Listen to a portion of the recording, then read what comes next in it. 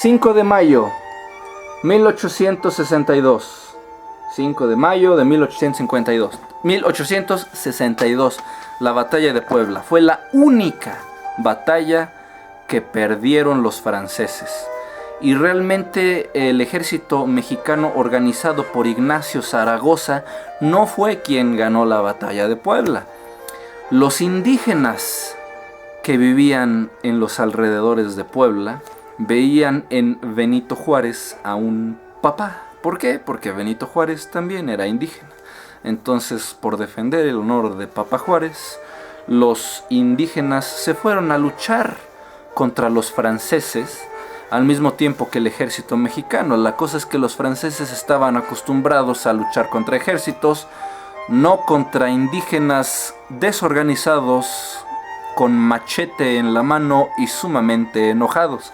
Entonces la cosa es que los franceses pierden por única ocasión la batalla de Puebla, la primera batalla de Puebla, porque obviamente volvieron. Aquí hay una pequeña ilustración de cómo están todos abatidos y tristes los franceses. Así era el uniforme de los franceses en ese tiempo, con sus pantalones rojitos todos bombachos. Pero eso no fue nada. Eventualmente se organizó una segunda batalla de Puebla. Esta vez el general Ignacio Zaragoza ya había muerto, pero de una enfermedad. Murió pocos meses después de haber ganado la primera batalla de Puebla. Y Jesús González Ortega, que era el general favorito de Juárez, que lo había llevado al triunfo en contra de los conservadores, fue el encargado de defender Puebla, la cual eventualmente cayó. Y el ejército francés logró entrar al Zócalo, a la capital, al Distrito Federal. Pero bueno, hablemos de la primera batalla de Puebla. La primera, el invencible ejército francés era derrotado por mexicanos. Napoleón III no tardó en enviar otros 30,000 soldados más y a cambiar a sus dirigentes para la segunda batalla de Puebla, entregando el mando al general Federico Elías Forey. El ejército mexicano se volvió a concertar en Puebla, pero sin el general Zaragoza, quien había fallecido de tifo en septiembre del 62. Juárez designó en su lugar al general González Ortega. Los franceses iniciaron el sitio en Puebla en marzo de 1863, o sea, casi un año después, y se extendería la batalla hasta el 19 de mayo, cuando el ejército francés logra vencer al mexicano el 10 de junio, y es tomada la capital de la República, y Juárez inicia un peregrinar por todo el país para poner a salvo el gobierno legítimo de México. Fue ahí cuando Juárez le dijeron: ya vienen los franceses, nos acaban de derrotar. Pero Juárez quería mucho su escritorio y sus muebles. Entonces no solo escapó él y su familia y su gente, también se llevó su escritorio donde había firmado su constitución y todas sus cosas, ¿no? Pero bueno, en este momento entra un personaje extremadamente importante para la historia de México. Maximiliano de Habsburgo. Maximiliano de Habsburgo. Maximiliano de Habsburgo. Habsburgo. B-S-B. Burgo. ¿Quién fue Maximiliano de Habsburgo? Fue este señorcito. Una ilustración del hombre güerito, barbado y con su capa de emperador. Maximiliano de Habsburgo no era francés, él era austriaco. Él cumplía todas las ilusiones de los conservadores de que en vez de tener un presidente y una república, tuviéramos un monarca o un rey, y además extranjero, porque pues ellos sí saben gobernar, ¿no? La cosa es la siguiente. Huyó Juárez de la capital y en mayo de 1864 el archiduque austriaco Fernando Maximiliano de Habsburgo, apoyado por Napoleón III, aceptó el ofrecimiento de la corona imperial mexicana que le hacían los conservadores de México. Ahora, un paréntesis. Maximiliano de Habsburgo era el hermano menor del emperador de Austria. Austria es un país grandote que está debajo de Alemania. José I, que sobrevivió hasta tiempos de la Primera Guerra Mundial, era su hermano menor, Maximiliano de Habsburgo. Maximiliano de Habsburgo era, en todo caso de que le pasase algo a su hermano, el siguiente rey de Austria. Pero por medio de Napoleón III, los conservadores mexicanos le dijeron a Maximiliano: oye, ven a gobernarnos, por favor.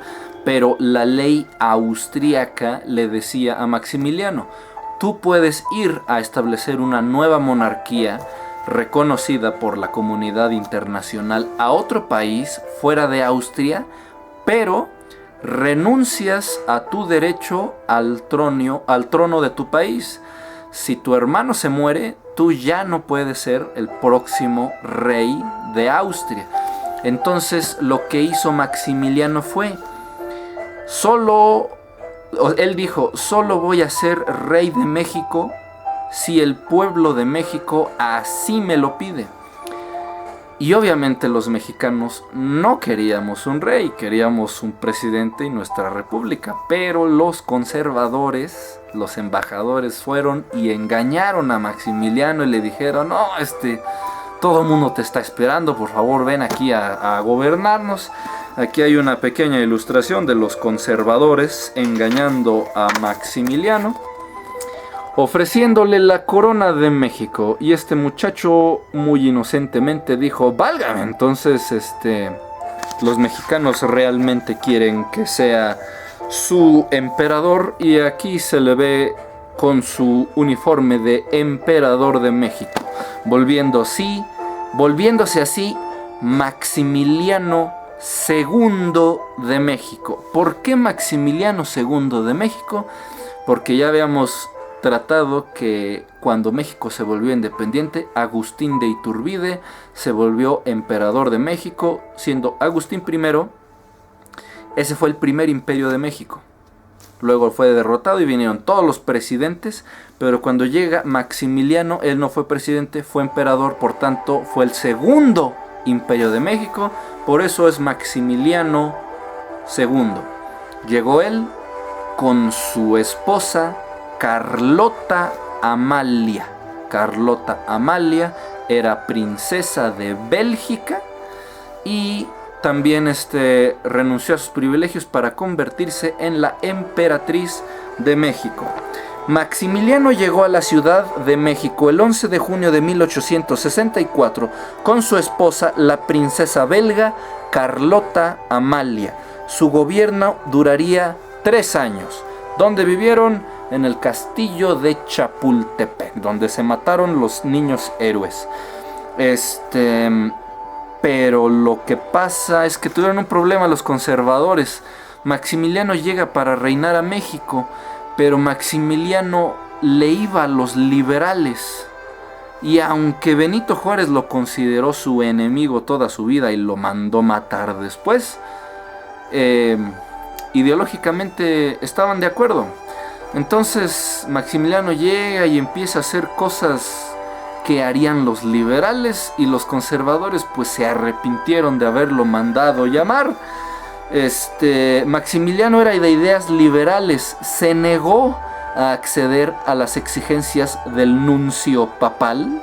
O sea, el papa le dijo: por favor, no suprimas, el papa le dijo: suprime la tolerancia de cultos para que sea ilegal practicar otra religión que no sea la católica. Maximiliano dijo: no, que México tenga tolerancia a otras fes y religiones.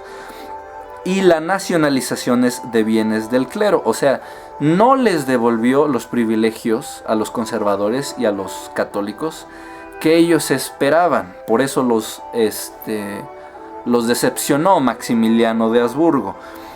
Además de que anunció que ejercería el patronato real. O sea, aquí no gobierna ni la iglesia ni los conservadores, ni yo gobierno aquí con mis ideas liberales. Eso dijo Don Max. Y esto hizo perder la simpatía de la iglesia y algunos apoyos entre los conservadores. Las aportaciones de Maximiliano al Imperio Mexicano fueron la construcción del Palacio Nacional y arboló con fresnos las calles del Castillo de Chapultepec y construyó el Paseo del Emperador. Hoy realmente se llama el Paseo de la Reforma. O sea, Juárez se salió con la suya, ¿verdad? La avenida más larga y bonita de México la construyó realmente Maximiliano de Habsburgo, pero Juárez cuando regresó pues le puso reforma, pues por sus logros. Bueno, no hablemos mal de Benito. La cosa es que él construyó Reforma. En ese entonces se llamaba el Paseo del Emperador. La construyó de tal manera que imitara los Campos Elíseos, que es la avenida principal de París, en Francia. Pero bueno, ya quedamos que Maximiliano es austríaco, no es francés. Además, Maximiliano devolvió tierras a los pueblos indígenas y otorgó más tierras a los que no tenían. Su ley laboral previó una jornada máxima de 10 horas, o sea, en ese entonces se trabajaba más de 10 horas. La anulación de deudas mayores de 10 pesos, la prohibición de castigos corporales, porque antes de que llegara Maximiliano el patrón te podía pegar si cumplías con tus obligaciones laborales, y la limitación de tiendas de raya. ¿Qué es una tienda de raya? Eso lo veremos en la Revolución. Pero bueno, también apoyó la educación y la investigación científica.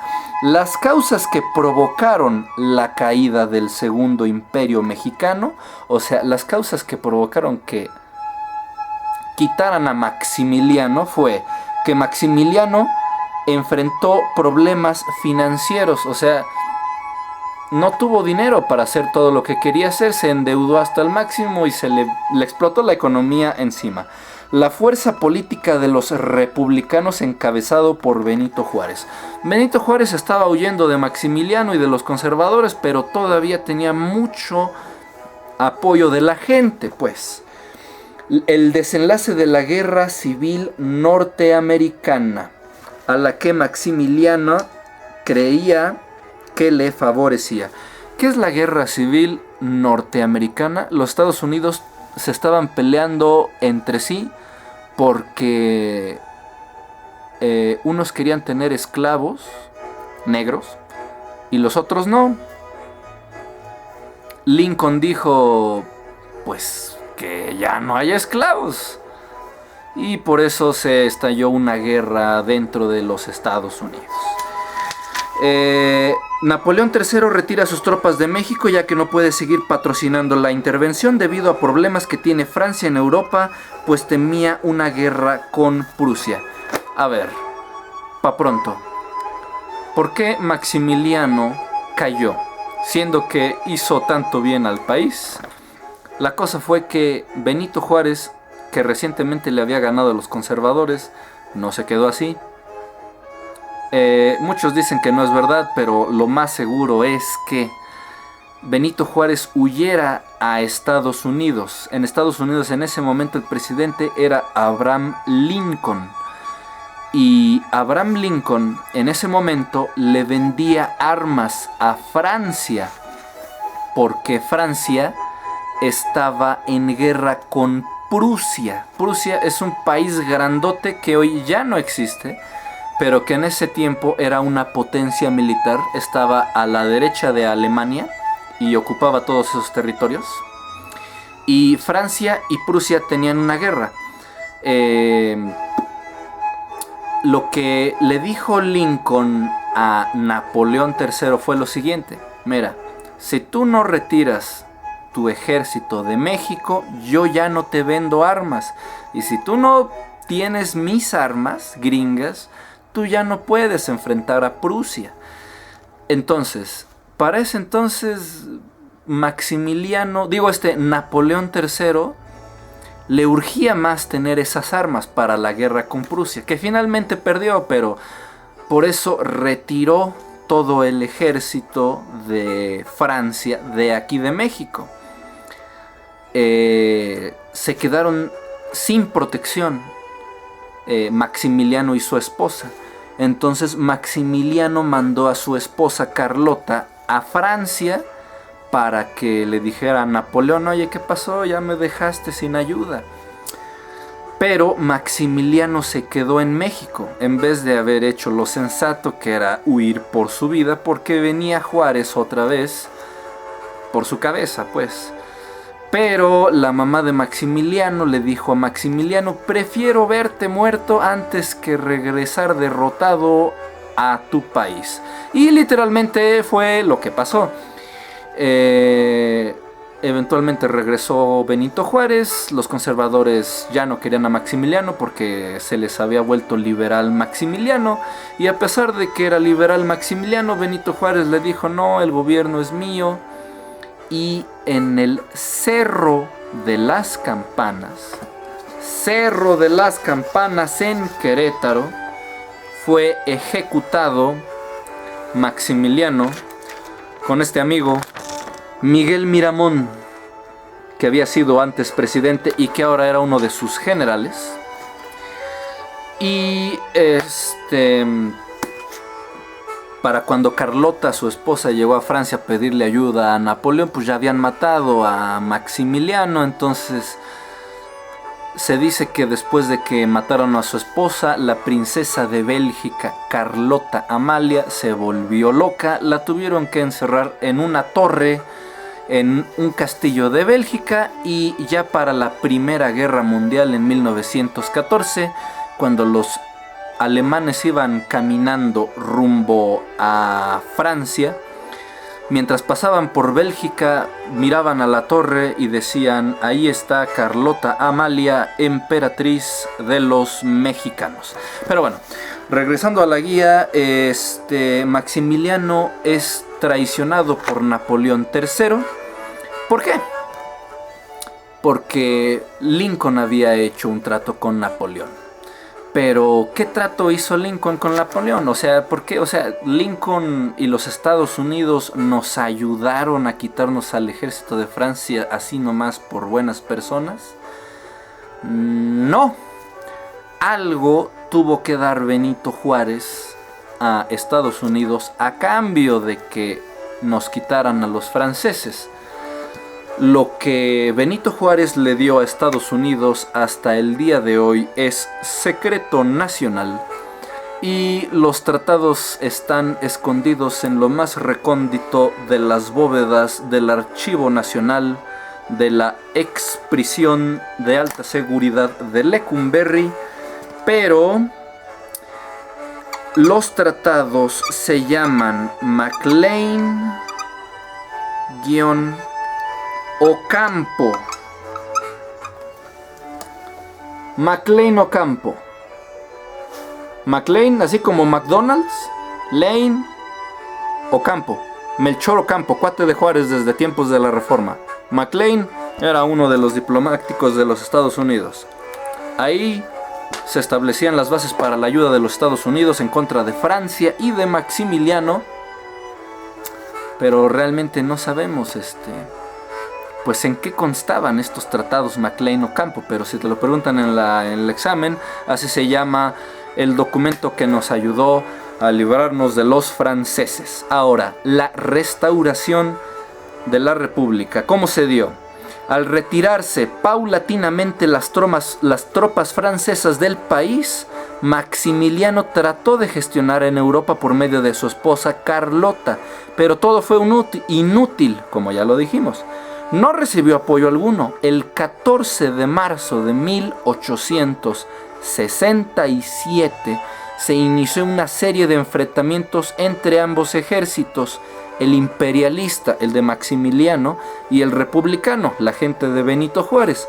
Al cabo de solo 2 meses, una traición permitió tomar prisionero a Maximiliano y a sus generales.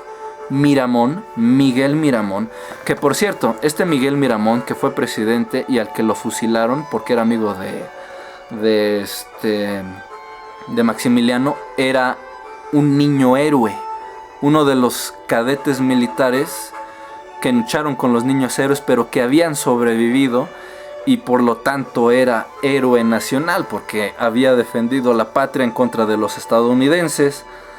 Y así también matamos a otro de nuestros héroes nacionales. Pero bueno, Maximiliano y a sus generales Miramón y Tomás Mejía, quienes fueron juzgados por un consejo de guerra. Juárez estaba decidido a que se diera una lección ejemplar y el jurado de Querétaro dictó la sentencia de muerte. Esta se cumplió el 19 de junio de 1867. Maximiliano, Miramón y Mejía fueron fusilados en el Cerro de las Campanas. El Cerro de las Campanas en Querétaro todavía sigue por ahí, por si quieren ir a visitar el lugar donde mataron a Maximiliano, el segundo y último emperador de México.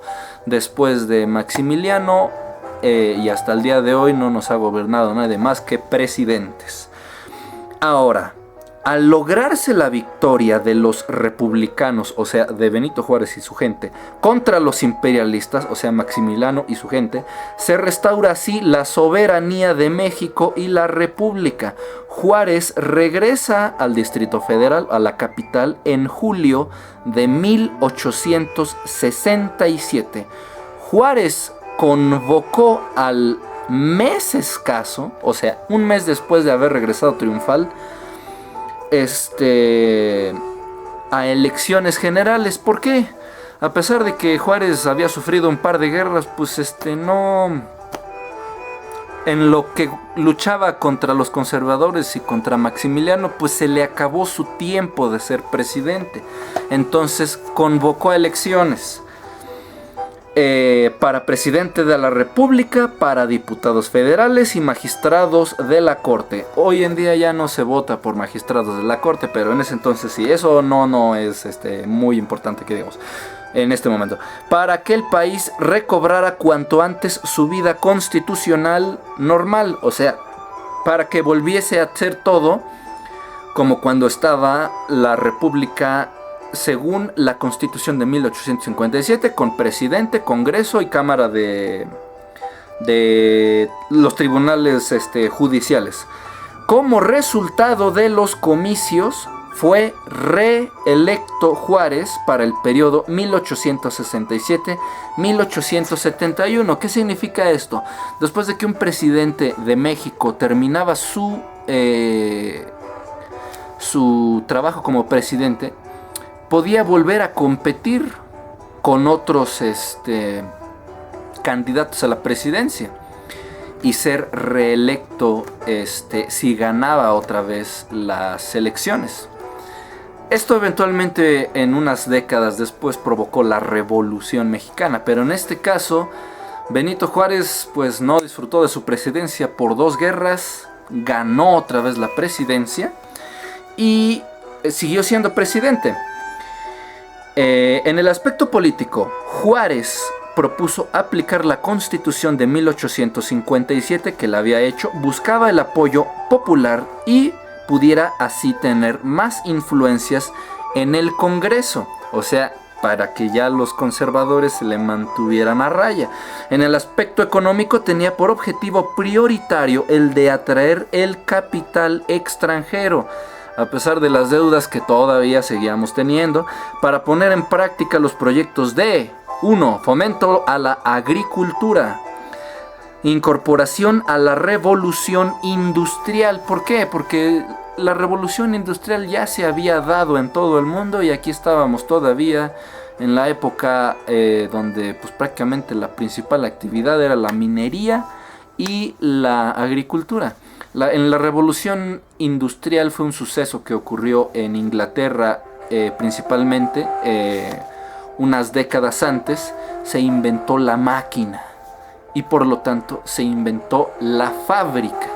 Hubo mucha gente que se quejó y hubo represiones sangrientas por parte de los distintos gobiernos europeos, porque una vez que tienes máquinas y fábricas que hagan las cosas por ti, pues ya no necesitas trabajadores. Entonces hubo un montón de despidos y por consiguiente gente sin trabajo, sin dinero y en la pobreza. Pero ¿quién es la sociedad para imponerse al progreso? Benito Juárez quería que la máquina y la fábrica llegaran a México y por tanto la modernidad al país. Convertir a México en un puente comercial entre Asia y Europa. Eso quería Benito Juárez. Y también entre Estados Unidos y América del Sur. En el aspecto social y cultural, formó la pequeña propiedad para que pongas tu tiendita de abarrotes, para que pongas tu negocio, dio facilidades y creó un vasto sistema educativo fundando institutos, escuelas y revistas. Para esto, antes de Benito Juárez y sus leyes de reforma, las escuelas las administraba la Iglesia Católica.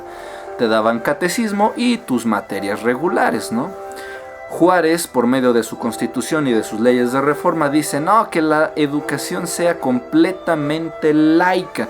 Por tanto, mi agendita 2015 de la SEP no tiene nada de festividades religiosas, porque se supone que la religión y la escuela no tienen nada que ver.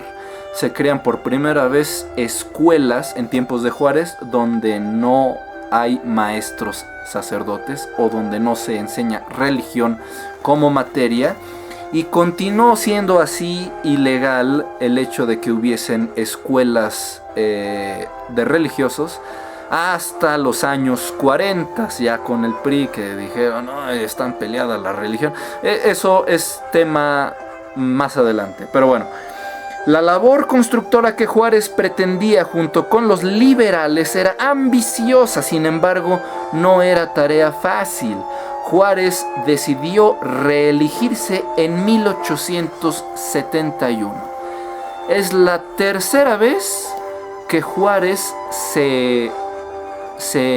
fue electo presidente, pero en este caso ya fue cosa suya.